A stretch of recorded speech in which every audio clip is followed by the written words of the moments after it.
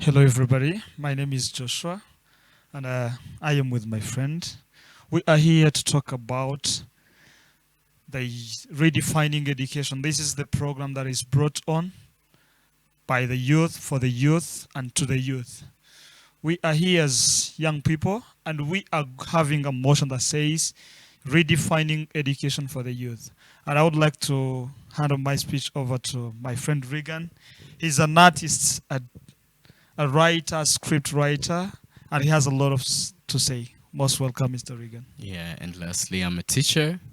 He forgot to say that, which I'm sorry is for that. which is why I best qualify for this, for redefining education as a conversation. Yeah, as he said, my name is Regan Shema Renegan, and I do all that he said. And today, as he said, we're gonna be bringing our ideas about how we can redefine education because it seems like there's something wrong somewhere.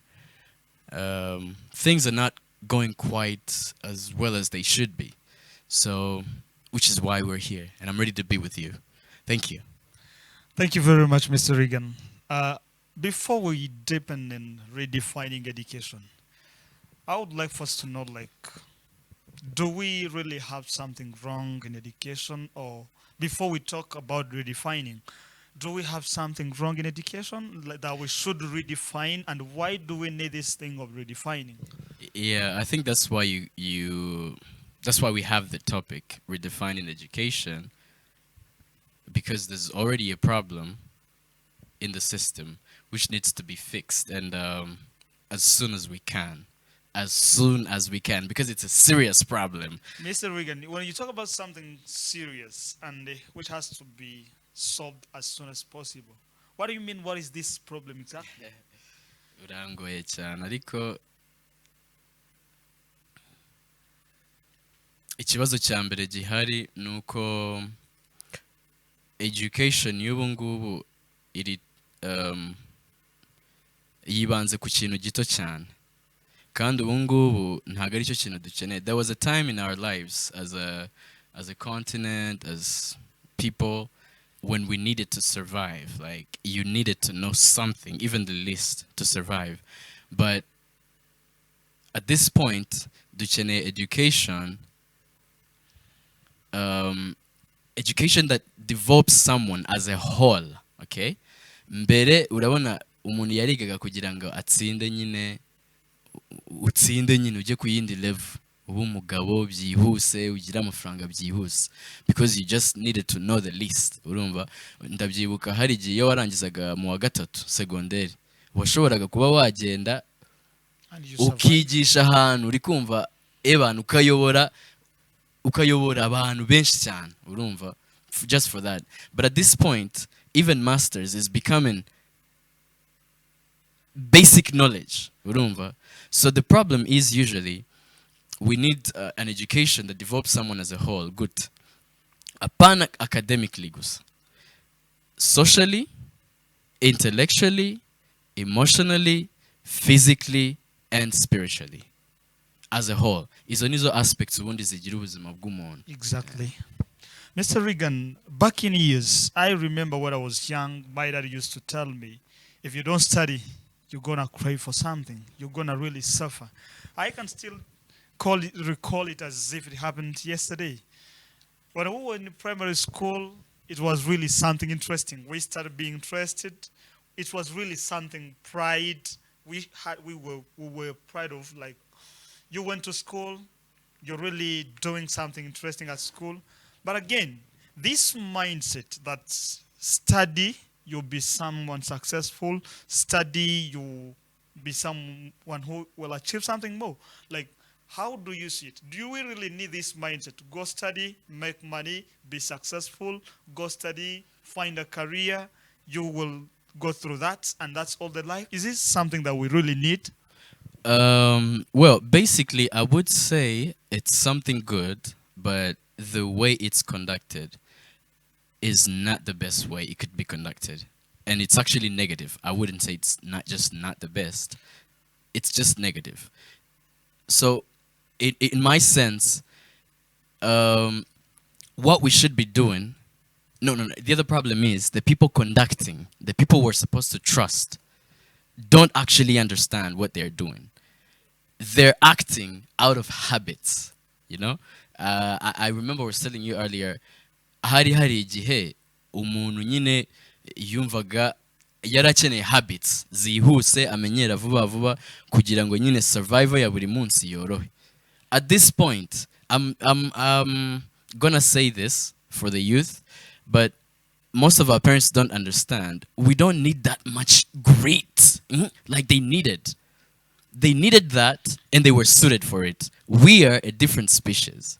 We need to invest differently. Like you told me earlier, different generation, different mission. Exactly. I remember, I can recall this, like each generation has its own mission.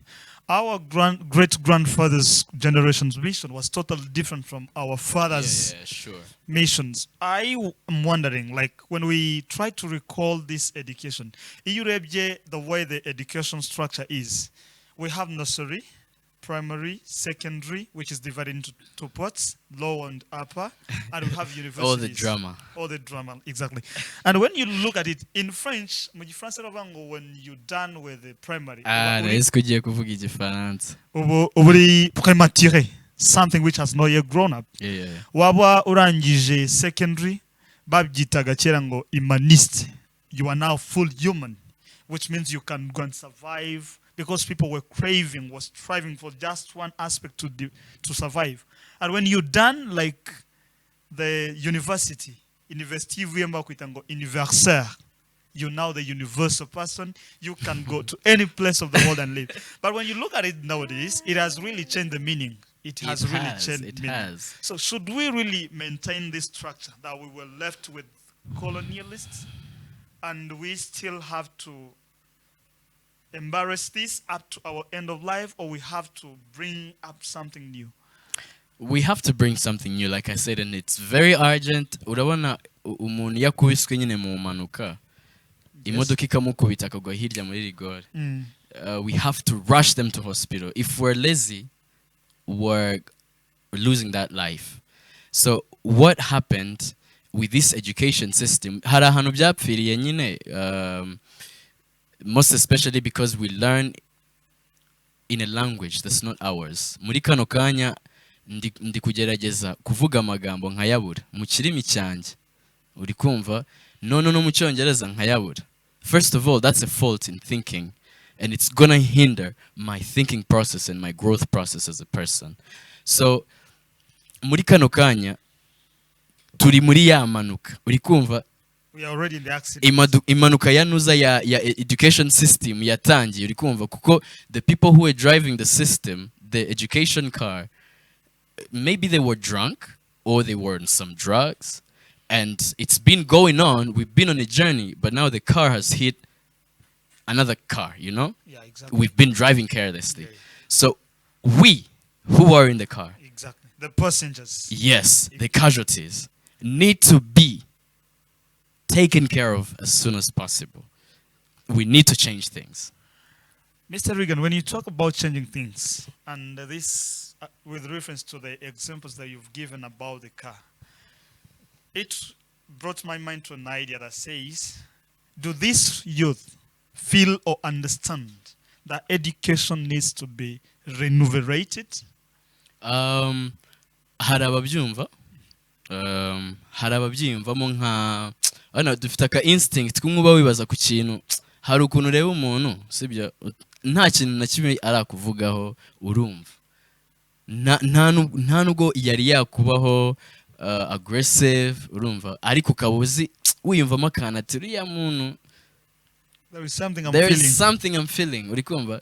So hari abantu twiyumvamo ako kantu, urumva, barahari bagenda akavuga ati ariko I think they lied to us, ndumva baratubeshye, ako kantu akaba kiyumva muto. Ariko hari n'ubisobanukiwe, ariko noneho abenshi we don't have the idea. Urabona ko akundi ushaka kuba nk'inyamaswa iri kukwiruka inyuma nyine, that it's going to bite you. Yes. And you have earphones plugged kwijana, urumva, at the volume of 100. Yes, you don't even feel your own death. A claw in your back. But you have introduced an area. I can still recall it when I was in high school. Nabyibuka, people were together in TTCs. I did education as well, and I'm a teacher. We had this priest, Harumupadiri, was good at philosophy. Very good priest. Whenever he could preach, Wumvagako, there's something he left you with. He used to call this new generation, 21st century generation, he used to use the letter Y. He used to call it Y generation with reference to these things of like, you find everywhere in the world someone is putting either earphones, headphones, but they are all covering their mind. And in They're scared of their thoughts. They're they are scared of what they scared of will their find. thoughts. But are they really scared or they don't want their thought to come out? Because you might be having something like, let's say this is a bottle and it has water. And you say, they normally say in literature that someone who carries a bucket of water is the one who knows the value of every single drop of the water. Exactly. Sure. So I might be carrying the bucket of water and I don't want my drop to be dropped out, down. So am I really going to be considered someone inferior who doesn't want like to express himself, or I should maintain myself? I think it all lies in the weakness of the mind of analysis, because analysis is what makes you take a risk. Okay, Yes. some people just take risks without analysis, and sometimes they're lucky. But a calculated risk is always can always be betted on, can always be bet on more with much more confidence. Okay, so the fact that our minds were not trained to critically think and analyze things, we reach a stage where we need that skill the most, and it's not there. I was given an example of to my students yesterday, who sometimes tend to be lazy when answering questions. So I told them, imagine umwana mutoyo uruhinja ruramutse rutagize amatsiko rukavuga ngo nanjye ndashaka kuzagenda ku maguru abiri, rukareka gukambakamba, akaguma nyine yimvamo nyine iyo reluctance, ashobora kuzageza imyaka 5 atarahaguruka, and amaguru ye they will be stiff, urumva. And at this stage probably amaguru ye nyine arayakeneye because you have a heavier body to support, and you need to move like all the other species that you are. I think at this moment you didn't develop, you didn't train your legs. Maybe the baby is oblivious, urumva. Exactly. Wenda urwo ni urugero ruri hasi cyane, ariko mu gihe noneho akeneye ya skill yo kugenda ntabwo azahita ahaguruka ngo yiruke. He never learned how to walk. Exactly. It has to be a process. Yes. But again, despite the fact that it has to be processed, we were raised in certain belief, in certain condition, in certain education system that our parents, our grandfathers, our great-grandfathers were raised through. And now the time has come, we are feeling redefining. Redefining. We are going to redefine something that has been going through for thousands of years, for hundreds of years, for centuries. Like, what do you think should be the motive behind this redefining?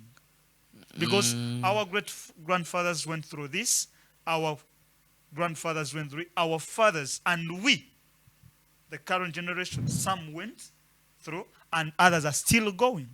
So why do we need to redefine education? We need to redefine education because people are lost. Okay, I just see a lot of people, and I'm like, this could be me.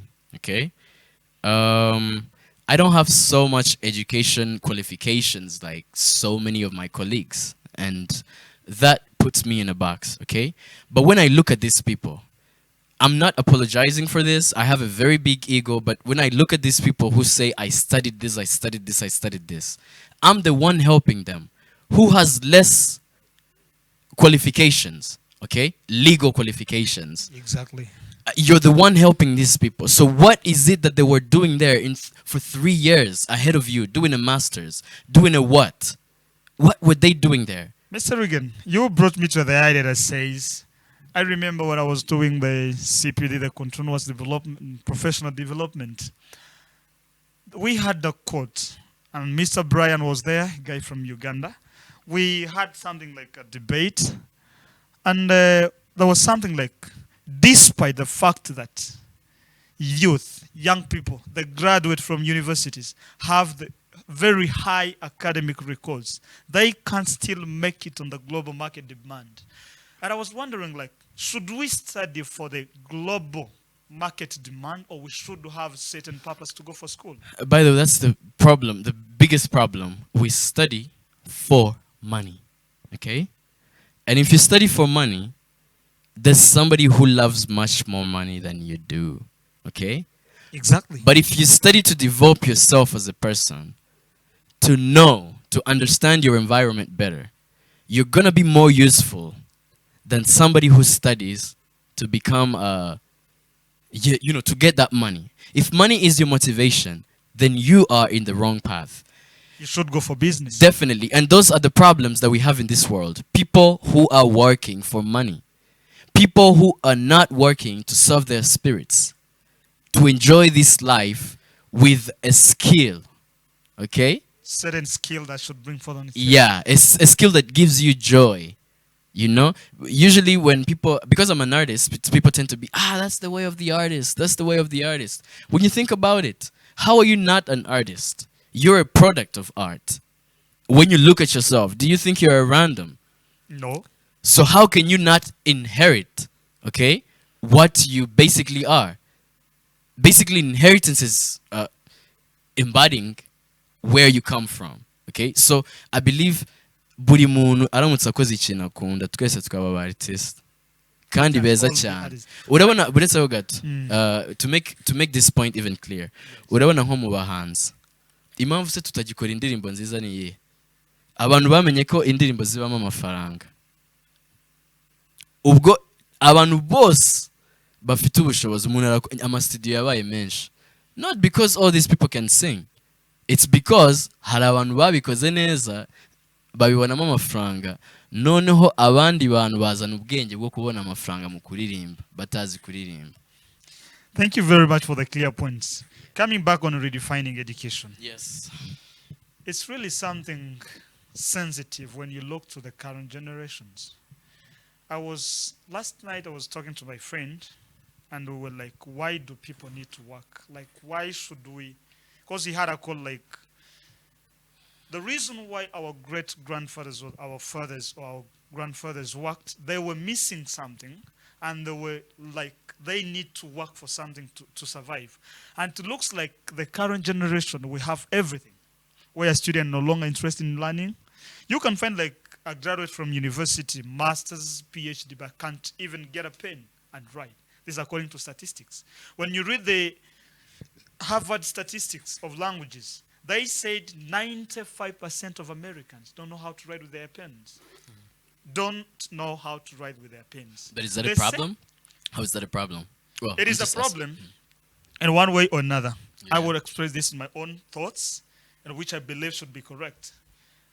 The God created a full human from the head to the toes, and everybody has to function with its own purpose. If you have the eyes, they are there to look. If you have the hands, among the functions of the hands, it's either using a computer writing or just making them function. Exactly. So if you are using like 50% of your body's parts function, that is a challenge. That is why it even comes back to the generation, because they can't even analyze things. They can't think because they're using like 0.001% of their mindset. And God created this man to shine, to be fruitful, productive to the world. And if people are no longer like making their body part functioning, do you think it's really the best way to go? Well, I wouldn't argue on that, but you do make sense. I wouldn't know if it's like the best thing to go, but in my opinion, writing with your hands involves a bigger aspect of your brain, and it makes it more active than actually typing, and this is scientifically proven, because moving with your letters, like ngo letter ngo buri noki buri gatoki kaba karafashe letter typing, okay, it's not the same as drawing the shapes. It involves the mind in a magical way, urumva. there's a study actually that says that proves ko abana benshi nyine bari gukura typing. Usually they have a low, is it how can I say this? Concentration. Yeah, low concentration, okay? Which is usually a problem of somebody who does not do something for with their full mind, okay? And usually iyo uri kwandika n'urutoki gutya nyine ama letters ko uguma uyimprintinga mu mutwe, yes, all that is mind work. So I think it comes back to using your body wa mugani more. But again, I will try to bring something on the table like culture and education. When you look back in years in Rwanda, there were formal education before the colonialists. Like the children would sit in front of the parents, they learn how to make baskets. Others, they could go for the battle to learn how to defend the country. Depending on the family, someone could inherit something from the parents. But when you back in days, which is why how it should be. I don't believe so, but in one way I do. But when you come back to the current generation, nowadays there is a myth. I call it a myth personally because it is one way of demolishing our culture. Like, for someone to be well recognized, he has to be like a French speaker, an English speaker. Where you find this like a child at 5 years, he has to go for a French nursery, not Kenya, Rwanda. And this child is from Rwanda. He has never stepped out of Rwanda and has to go for French nursery. I will bring this as a problem because according to psychology, the human mind develops language aspect from 0 to 2 years. When someone hasn't adapted the language up to 7 years, the local language, true, it will never be adapted. Yeah, it's the reality. True. And this child who is going at the age of 3 to nursery for French, he hasn't mastered the mother language, which is Kinyarwanda. He hasn't mastered any of the. Now you find at the age of 20, uyu mwana ntagazabasha kuvuga Ikinyarwanda, ntazabasha kuvuga Icyongereza, neither French. So I am looking this as a problem in one way. If our culture is not well embarrassed, is not well maintained, is not well developed, are we really going for education or we are going for adapting other people's culture? Well, adaptation in one way is education, okay? But then, if you don't bring anything to the table, then you're kind of useless to the whole world. Well, people tend to look at the world like a useless place because we have this place to go after all. But then when you don't really give value to where you come from, you're gonna find it hard to be marketable in the real world. So which brings a paradox. Kuko ubu ngubu umuntu arumva ko agomba guhuza nyine. The world is like nyine ubu ngubu umeze nk'umudugudu. Exactly. Dushaka twaspiringa gukora ibintu bimwe. Dushaka kuba abantu bamwe. Yes. Kubera ko hari image iri public nyine y'umuntu uri successful, umuntu ukunzwe, umuntu umeze gutya. Urumva? So bituma twirengagiza cyane ibintu byacu. Niba wa mugani niba ngende guhangana kuba a very good bank manager, I'm gonna have to go through all the steps that the other good managers that I saw baciyemo. Which is not correct. Which is not correct. Ariko noneho n'umuntu nyine uzaguha ako kazi azareba ko wanyuze aho abandi banyuze niho ikibazo kiva. I think that's why people get scared. That's why people put earphones in their heads and they close everything. I don't think like because someone is successful, he doesn't give him or her a certain right to guide people on how to be successful. I do believe success is not a destination, it's a journey. And one of the great men that I like, Mr. Jack Massey. And it can be an accident. I know some people don't believe that. Lucky. It can be lucky. I don't know. Maybe in arts you don't believe that, but again, I think some people get successful luckily. accidentally, Yeah, yeah. I was. Let me give you an example quickly. I hope you don't lose your thoughts. it's good. Um, I, I buy chocolates on my way to school, Yes, and I get a stomachache. Now I cannot eat the chocolates. exactly. So I reach home. I'm like, I reach school. Sorry. I enter class. Maybe every day I find a child called Perla. She's the first one in class. So I'm like, let me just give my chocolates to this child named Perla because I'm not gonna manage to eat them. Sorry, but Perla is not around. Okay, Yes, this time Ivan, who usually comes second, came first because maybe Perla had to stop on the way and tie her shoes, yes. which had unlaced. Now, Perla did not get the chocolates. She usually comes in the morning first, First, every day. yes. But she got a problem on the way, and then I comes and I give the chocolates to him because he's the one I see around. Didn't he get lucky? Or was he destined to have those chocolates? He was lucky to have, not destined. I don't believe it was destined. Oh, yeah, yeah. So that it was the lucky. point I was trying to make. Exactly. So I was trying to talk about this because someone is successful in certain area. There are different factors. Maybe because we psychologically we do believe that a human is influenced by two things. There is the mentality and there is the environment. So this environment you were raised in, which is totally different from mine, which I grew up, does it really give you certain right that you should come and coach me how to be successful from America when I'm in Kigali? Well, it shouldn't be that way, okay? But then why does it happen? I think that's why we're looking at this problem. So why does it happen that some people feel like they should come and teach us how to live? Right now I'm speaking English. Probably 90% of my conversation is in English.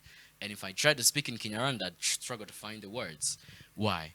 Just like you said, we're, again, influenced by the world around us. But we have to also force our imprint, our inside world, on the outside world. So that, at least our life could have some meaning, okay? Exactly. And everybody craves for that. So this person feels they should do this because they're also in a loop. A white man, for example, uh, could be like, we should help Africans. A lot of people have been doing this. It's a sign of prosperity in your own people if you have enough to spare to give these people. And then, they help us in many ways, okay? And then some believe they know better than we do. They could come, demolish what we have, give us something new. It's been happening since colonization, since the dawn of it, okay? Which has not stopped anyway. Mr. Regan, I think like we are heading to the first part of the discussion, but again, before we break down and carry on with the next, I would like to have something. Because when it comes to education, I love black and I'm an African, and I really want to be Pan African. When you look at it in certain ways, there is what I can call modern colonization. Pan Africanism, a European idea. Okay, go on. Thank you. When you look at it in one ways, there is a modern colonization through education. I'll explain this in one way. I agree 100%. They will tell, I don't know where we get this kind of curriculum, which will be the next like discussion. How should our own curriculum as Africans, as Rwandans, look like? But that one will be the next table discussion because that is a very huge thing to talk about. Oh, yeah, But yeah. again, when you look at the curriculum, I've been teaching national curriculum. Currently, I'm in international curriculum. So I have this kind of experience by putting things on the table. You'll find like the British or the Americans through their international baccalaureate, UK people through their Cambridge systems, they have designed something. And the certain African countries, they want to recopy it by implementing it in their education system, which is right good. But again, do we really have this kind of tangible materials? Because you'll find I can still recall myself the struggles I had when I was high school, dealing with these things of trigonometry, integration, studying the parts of a fly. Can you imagine like getting 0 out of 10 in drawing a fly, knowing this is antenna, this is what my I was like, why should I remember one day where I was in class and I asked teacher, I failed in integration. I was really no good at these things of if I couldn't call up the reason why I'm doing something, I could really say I'm not doing. And I asked the teacher, why should we do integration? The teacher said it is in the curriculum. And I was like, what? Because it is in the curriculum, there is no any other reason behind integration unless only that it is in the curriculum. So, how should we like redefine education in terms of delivery, in terms of like the outcomes? Because when you look at it in right way, we have the input, we have a system that is processing and the output. And this system, the input will be like the children, the youth coming into education. That becomes the processor. This processor within the people working, should they reshape, redesign this education to have the African-based outcomes from education? I think it shouldn't actually just be African based, because even if I was Asian, I would still want my Asianism, okay, Exactly. to be visible in what I do. Like Yes. my reality should have its own identity in the world, okay? That is how I feel like this life means anything to me. But if I have to be like somebody who is how many kilometers away, thousands, okay, then it just kind of devalues where I come from, okay? I feel like, what is the importance? And that's how many African kids feel, wanting to be American, wanting to be, all of this stuff. So I think the problem can be solved like this. We are humans. We just got where we are ahead of all the other animals because we are good at solving problems. But our best method is always to challenge the truth. If you're not willing to challenge the truth, then the truth, ideas of how to challenge that truth are not going to come to you. So in many ways, I've been challenging truth in my own life, and the advice that I think we could employ, I could give this to my nationalists as a good individual. Test the truth. And then find an alternative. What could be an alternative? If you challenge something, that means you have to drop some parts of it.